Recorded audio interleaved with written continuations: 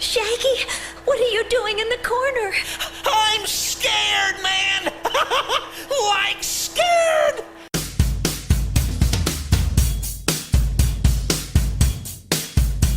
The gang's all here, they're on the case, and there's no ghost that they wouldn't face, 'cause they dig it, Scooby-Doo. Yeah, they dig it, Scooby-Doo.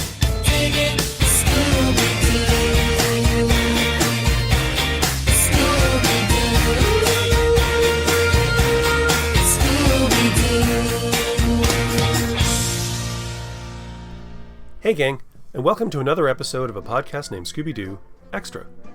Now for those of you familiar with the format of the extra episodes, just bear with me while I explain to first-time listeners what the purpose of these episodes are, or you can just hit the 15-30 second advance button. That always works too. So for anybody who's new, the essential idea behind the extra episodes is I'm trying to bring some added value content to the Warner Home Video Scooby-Doo releases. Actually, in some cases, as in the commentary that is being covered in this episode, there is no Warner Brothers Home Video release, which I think is a problem, but that's another conversation. Anyways, anytime I interview somebody for the podcast proper, I generally give them the opportunity to come on and do a commentary for an episode that they were involved in, wrote or directed or what have you. So in this case, for this installment, I spoke to Casper Kelly and Larry Morris a little bit ago about their wonderful, wonderful Scooby-Doo project, which was a Blair Witch parody that they did back in 1999. And for its 20th anniversary, I interviewed them, and they decided that it would be fun to also do a commentary. And actually, this is kind of a special thing because this will be the first of two commentaries that you'll have the opportunity to listen to. I'll be doing another release of a second commentary. This is a commentary they did in 2019, and there is a commentary that was recorded in 2000 that was an in-house commentary at Cartoon Network. So you'll get kind of two perspectives. Perspective from right after they made it to 20 years later, and the previous commentary will also have some additional people who were involved with the production. Now for this one, Casper and Larry recorded it independently. They just sent me the file. So the usual kind of lead-up conversation and the 3, 2, 1, go is not something that was kind of done. Also, they recorded it based on a YouTube video that they watched. There is now a really good quality video that Larry released based on the DVD that he had from Cartoon Network. It's probably the best quality version of the film that is out there on the internet. I've linked to it. I will be linking to it in the show notes for this. But the video that they used was a YouTube video which they comment on in the commentary. It was, I think, probably the one that they found that was the proper length. There are longer ones, longer versions of the Scooby-Doo project that incorporate all the bumpers, all the everything, and it runs a few minutes longer, but this is kind of like the director's cut. So you could probably watch this over the video that Larry released, which I'll be linking to, as I said, or if you are finding it's a 17.5-minute video online on YouTube, whatever your level of access is, that's fine as well. So just before we get into it, a brief heads up, there's a really short kind of conversation right at the beginning, and then when they say, here we go, that's when they click play. So rather than the countdown, when you hear, here we go, click the play, and you should be good to go. With that, I will hand the reins off to Larry and Casper. Gentlemen, take it away. All right, Mike, this is our recording for the commentary. We're on this is Casper Kelly, and I'm here with... Larry Morris. Yes. We were both writers and directors, along with Steve Patrick of the Scooby-Doo Project. Yes, Ashley Kohler producing. In 1999. And we're doing the commentary off of a YouTube video. Yes. That has a 400,000 views and has a in memoriam of Casey Kasem at the top of this. Yeah. And I think this is the official long version that aired. and that's why we're doing this off of this particular video. So here we go. Obviously, the text up top is mirroring the movie, or at least the movie promo, the movie trailer for Blair Witch Project. I don't know. Yeah. So obviously Velma's kind of key to the whole thing because she's mirroring Heather, the actress character from Blair Witch. This is shot in Canada because that's where the Mystery Machine was, and it was cheaper to fly us to Canada than to bring the Mystery Machine to Atlanta. That's right, fuel prices. This is also shot at somebody who had a house in Canada, and that's where we went because it was free. This is Larry's friend, the owner of Slopes Barbecue in Andy McDaniel. This is Stuart Shackley, who worked Cartoon programming. Luther Boggs. John. What's John's last name? That's my mother, Linda Kelly. Linda Kelly there. Yeah, who was it? John. It was Colleen O'Hare's ex-husband. Yeah. This is back in Canada. Anything involving the Mystery Machine is shot in Canada. Yeah, it was on a highway, rural highway north of Toronto. And now we jump back to Buckhead. This is in front of the casting agency where we cast this woman to play this part. No, is that her house or? No, that was the casting agency. Oh. And I remember vividly having to paint that woman's tooth. Chris was painting Casper. Yeah. You were painting that woman's tooth at one point. Oh, is that right? To create blackout. Yeah.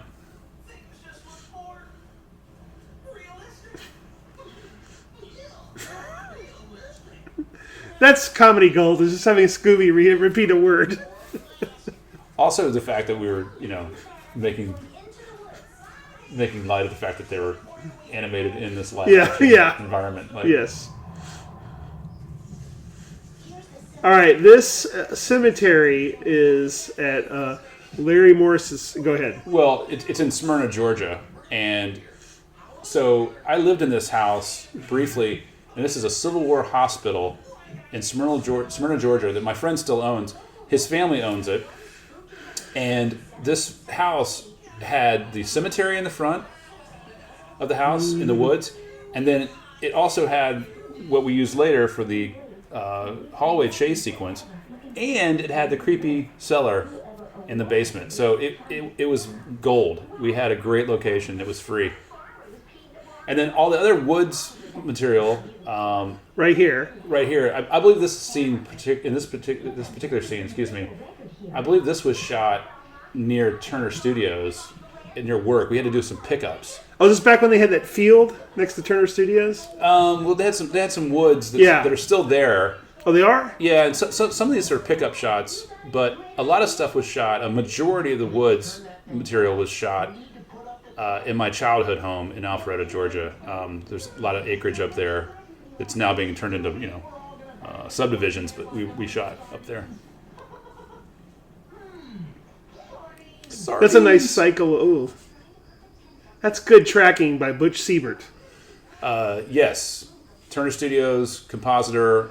We made him a better compositor on this project. Yes. Is what he actually admitted to us. That's me using my dad's old hammer to... I didn't know what the word grommet meant. I think I learned that from you. A grommet? Yeah. Yeah. Yeah. I was a camper as a kid. I was a happy camper. Weirdly, the owner of the animation company is named Doug Grimmett. Which is not grommet. Not grommet. All right. I've been having some bourbon. And memory loss after 20 years. This tent sequence is interesting because a lot of the quote-unquote puppeting that we did, like, moving the duffel bag around and the tent, we were just shaking things with our hands, and the animators were creating feet and hands and tail cycles and things. And, a lot of this stuff ended up coming together magically because we had no idea at the time. We were just shooting plates. And then we were using the roto of the animation to create the shadow in post. So basically what's happening here is, in this next shot, is you've got me holding the camera, shooting a background plate, and then you've got the animation layers creating the illusion of depth. Yes, and it works. And parallax is what they call that, right? So same thing with here.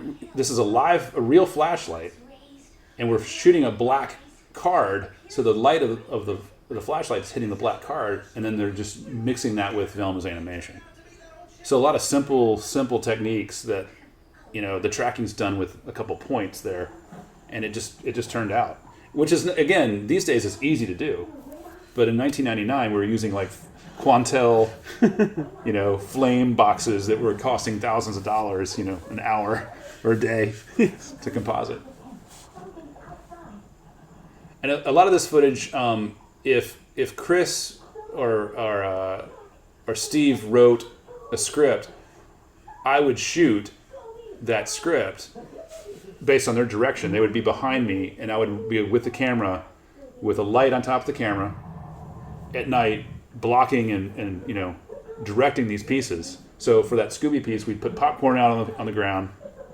There were tracking points on a stick, and then Chris would say, "No, that's too far," or you should move faster there. That looked pretty good, and we'd watch it. We'd play it back on the camera to make sure we got the right take. But there was multiple takes on a hot summer night. With playback coming from a cassette recorder. Yeah, we had pre-recorded the audio and edited it, so we got the audio first, and then which is normal for a cartoon, and then we were doing the camera movement to match the audio. And there's some digital manipulation here. There's definitely some like digital push-ins right there. Butch was pushing in and making it look like we were zooming into the woods, and making it feel more like the Blair Witch Project. This was a particular favorite moment when Scrappy shows up. I think this process was so expensive that we had to do a lot of POV stuff as well. That's funny. That's utterly frightening. Yeah. No wonder kids were going crazy, freaking out. So this is what I was referring to. Yeah, that looks great. As the parallax and the lighting. There's an example of this on a making of video I made where we shot lighting passes, or reference passes. But Butch just made that look amazing. I love that. We talked a lot on the podcast about tropes, and basically it was easy to inject what was great about Scooby with this Blair Witch overlay because, Fred can't think of anything except for them to dress up as surgeons and operate on the beast or the creature. Now we're back in Smyrna at the cemetery. Somebody loved Hawaiian pie.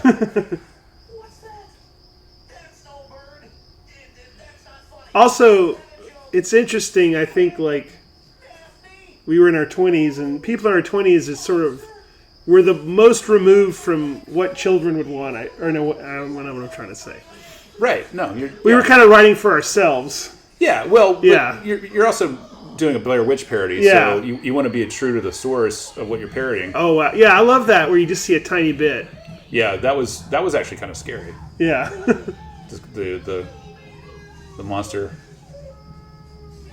Was this? I forget. Was this an original monster that we created for this, or was it based on a show? I don't remember. That's a good question. I feel like we got it from a style guide. Yeah. Scooby style guide. Oh yeah, there you go. Scooby's over there. Okay, this is great. So basically, we found these dog treats. These are real dog treats. Real dog treats that had these fake grill marks on them, so they kind of look like Scooby snacks. And then Chris is just off screen, and I'm directing him, and he's actually reaching in there and grabbing it, and we covered his hand up with animation. I mean, Chris is also Casper, if you're wondering. yes, he's one and the same. Yeah. This has a little bit of the sense of dread and fear, like, Well, again, and comedy. I like that mix. You've never seen the gang like this. You've never seen them in panic.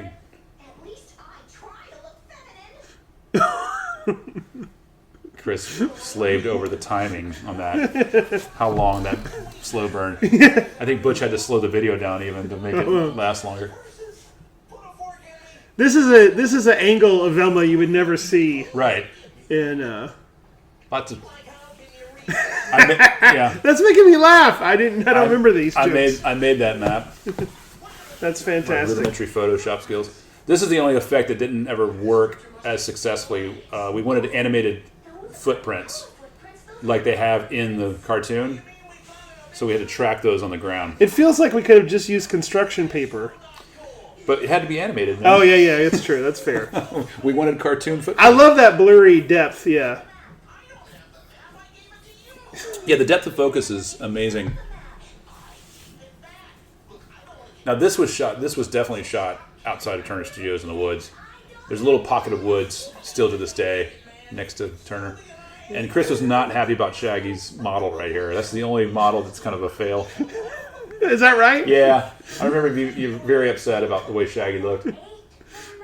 But how great is it that Shaggy eats the map? Yeah. There you go. Just remain calm. You remain calm. I am calm. You're the ones that aren't calm. I'm calmer than you. I'm calm what? I'm calm. So good. I just realized something. I just realized that we've been out here 7 days. And we haven't pulled a mask off anyone yet. And your point is? I don't know. I guess I missed the little things. Such a time killer. I think we had to kill a lot of time, but it's great writing. Yeah. Now that was reused. So yeah, to answer some questions about reuse animation, that was a walk cycle. Yeah, stole. I think we had cycles Yeah. and what we would call backflap. This is obviously not the official edited version of the long version that we did, but it's close and it covers a lot of territory. So yeah, there's some reuse right there. He's got a point, Velma. You mean to tell me you're not scared? All I'm saying is that there's got to be a perfectly good explanation. That's weird. Well, Is that how we ended it? no. Are you sure?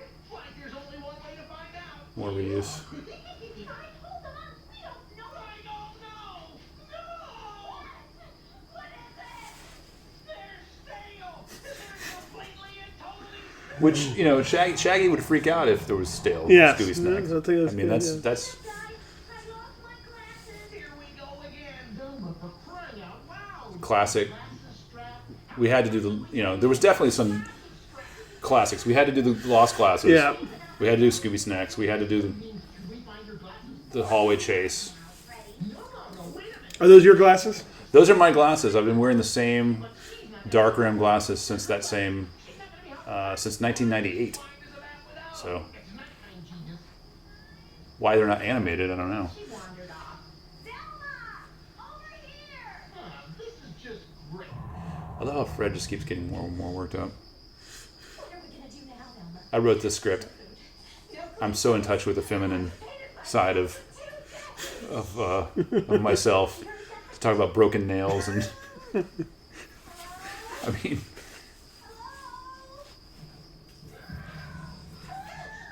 That's a great scared. Yeah, that's awesome. yeah, that was here we go.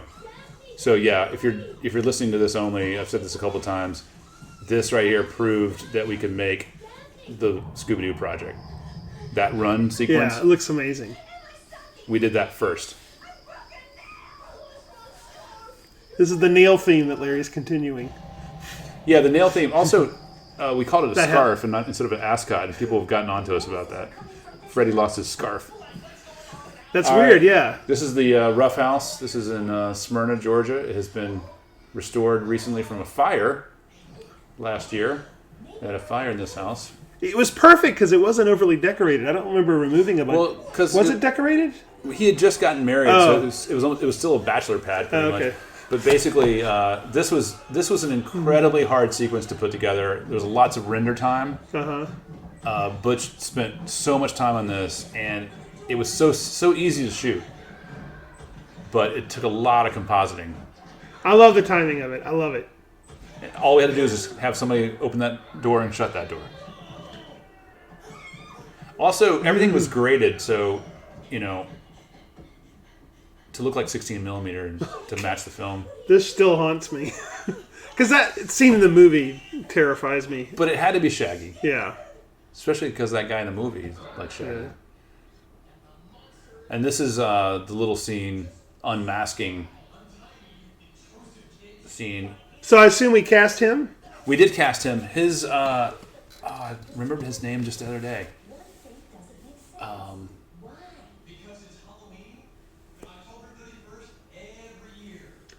I thought that I think we had to do this because the ending on the Shaggy in the corner and the camera dropping was too scary. Well, I think also because we wanted to do an unmasking sequence. Oh, yeah. Also, I think looking back on this, we should have had like a whole family there. Have like the kids, like Dad. But there's really a monster that's not really just him in that mask. This is scary as well. I remember showing this to my nephew, and I was so worried he was going to start crying as soon as that came up. Yeah. And that's it. It's the Scooby-Doo Project. These credits are not accurate. No, they're not. All right, well, that was the Scooby-Doo Project 20 years later. Hope you enjoyed it. We enjoyed it. Yeah, we had a lot of fun watching it and going down memory lane. I don't know if I remember much of it, but you obviously do. It was great times. This is Casper Kelly. This is Larry Morris signing off. Thank you for watching and listening. Bye.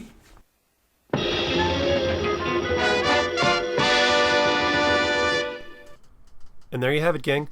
That was the 2019 commentary for the Scooby-Doo Project with writer-directors Larry Morris and Casper Kelly. Now, as I said in the intro, there will be a second commentary that I will be releasing. It was courtesy of Larry Morris, who ripped it from the DVD that was produced in 2000 in-house at Cartoon Network. And that commentary features both Casper and Larry, but also Ashley Kohler and Steve Patrick, who were the other two who worked on the project with them. So I'm looking forward to getting that put together and put out as well. Shouldn't take too long. But until then, I hope you enjoyed this commentary. And if you enjoyed this commentary, check out the interview that I did with Casper and Larry, where we talk extensively about the Scooby-Doo Project and working at Cartoon Network back in those early days. You can find those on episode 30 and 31, respectively, of the podcast proper. I'm going to be linking to those in the show notes. I'm also going to be linking to the videos, 2 videos. The first video will be the actual YouTube video, the bootleg that Casper and Larry used to record this, which is the one that has the Casey Kasem intro and the bogus credits, which they comment on in their commentary. But I'm also going to be posting a link to the proper Vimeo video. That is the one that Larry ripped from the in-house DVD. And it's the best quality Scooby-Doo project that's out there. I've linked to it before, and you can watch it with either.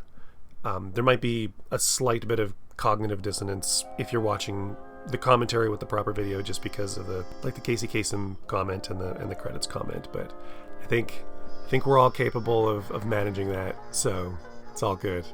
Anyways, if you guys want to reach the podcast or let me know what you thought of this commentary or the interviews or whatever, you can find me on all the social medias. I'm either at Scooby-Doo Cast or a podcast named Scooby-Doo. I'm on Twitter, Facebook, Instagram, YouTube, and there's also a WordPress blog, scoobydoocast.wordpress.com. I post the odd blog post there, but recently I've been doing these things called the Apocalypse Variations, where I interview people who did covers for Scooby Apocalypse and just kind of get some of their insight on the process of creating that artwork and the images they chose and their connection to Scooby-Doo. And those are pretty cool. And depending on when you're listening to this podcast, I'm going to have Yasmin Putri is the most recent edition. I'm going to be posting that probably on the weekend. This is being released on a Tuesday, maybe before that. Who knows? Everything is random here. Everything is random at a podcast named Scooby-Doo, as regular listeners probably already know. But I look forward to hearing what you guys think. If you want to support the show, like, follow, subscribe, share on all the social media, wherever you're getting the podcast from, whether it's Apple Podcasts, YouTube, Spotify. Helps with the algorithms, helps get the show into the minds and ears of potential listeners. And if you know anybody who likes animation or Scooby-Doo or Hanna-Barbera, this might be a podcast they'd like to listen to. So feel free to share it with them and spread the love. Word of mouth is a powerful tool, and I am not afraid to utilize it, to encourage it, to weaponize it. So thank you guys so much for checking this out. Thanks for downloading. Thanks for listening. Thanks for taking the time. Big thank you to Casper and Larry, who gave so much of their time and resources to putting these things together, both the interviews and the commentaries. Much, much appreciation to those gentlemen. They are top-notch in my book. They are very good friends of the show. And I look forward to possibly talking to Casper again, because there's another short out there, Night of the Living Dew. We'll see. But until then, I have been your humble host, Mike Josick. Take care, stay safe, and we'll see you next time on a podcast named Scooby-Doo Extra.